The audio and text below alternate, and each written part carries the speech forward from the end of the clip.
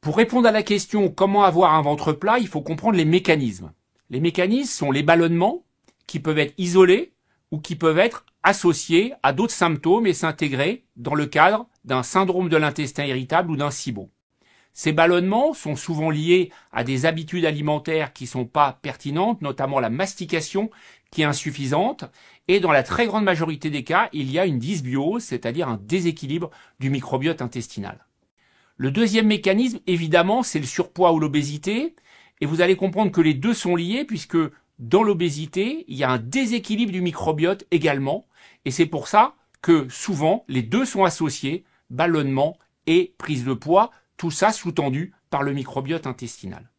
Et puis troisième volet, évidemment, c'est une paroi abdominale insuffisamment musclée, les fameux abdos. Alors évidemment, on n'a pas le temps toujours de faire du sport, de faire du gainage, et par conséquent, la paroi un petit peu se détend avec les années.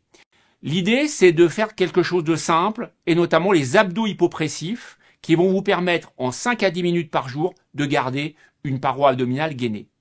Si vous utilisez ces trois leviers, vous obtiendrez l'objectif ventre plat, et il ne faut surtout pas se limiter au poids, parce que le poids n'est qu'un des axes et qu'un des paramètres du ventre proéminent.